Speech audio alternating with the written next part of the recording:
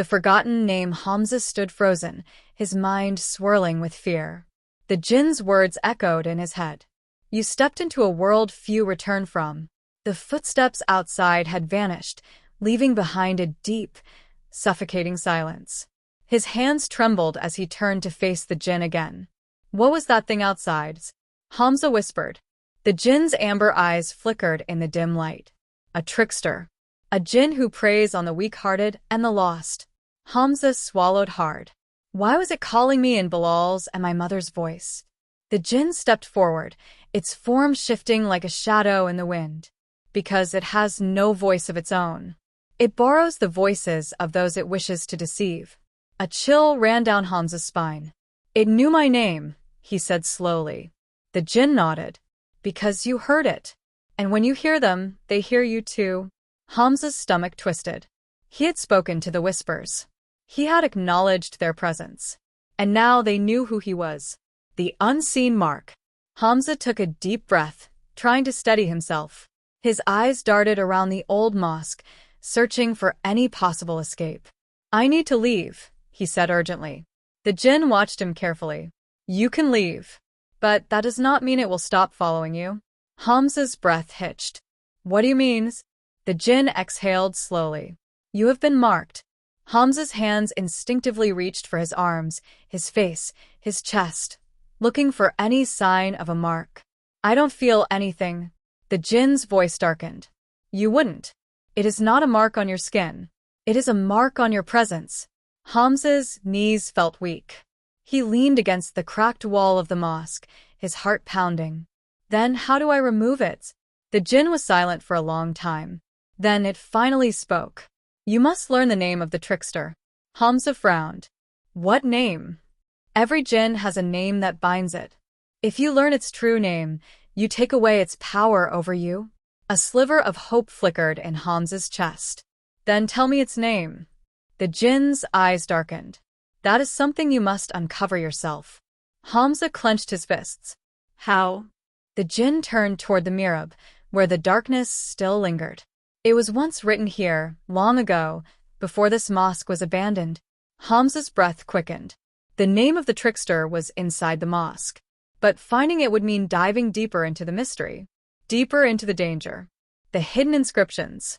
Hamza stepped toward the mihrab, his pulse racing. The jinn followed silently behind him, its presence like a shadow clinging to his every move. He ran his fingers over the ancient carvings on the wall, now faded with time. Arabic inscriptions covered the stone, some verses from the Quran, others unreadable. Then, in the dim light, he noticed something unusual. A small engraving beneath the dust, separate from the other writings. It looked like it had been scratched out, as if someone had tried to erase it. Hamza brushed away the dust with shaking hands. The letters slowly became visible. Al-Mu. Before he could finish reading, the air in the mosque shifted. The temperature dropped. The walls groaned, as if something was stirring awake. Then a voice behind him. Do not say it. Hamza turned sharply. The jinn's amber eyes burned with warning. Why not? Hamza whispered. The jinn stepped closer. A jinn's name is its key. Say it before you are ready, and you may summon it before you can fight it.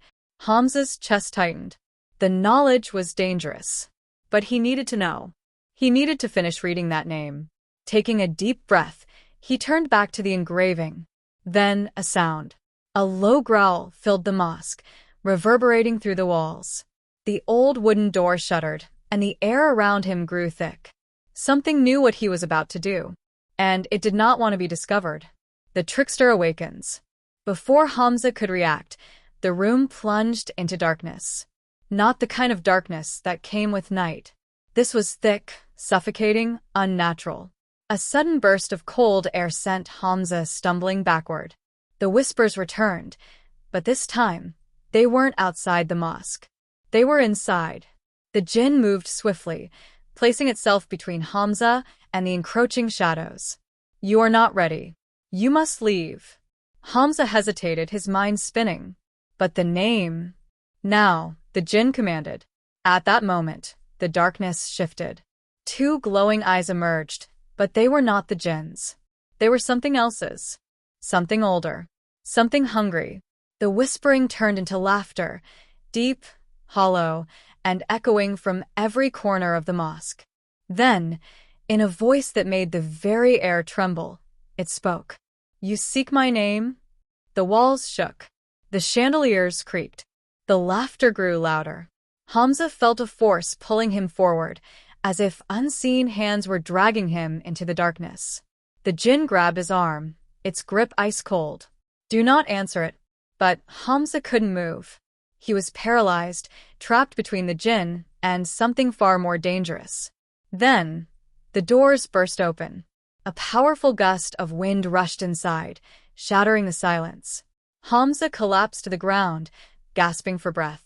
When he looked up, the darkness was gone. The eyes had disappeared.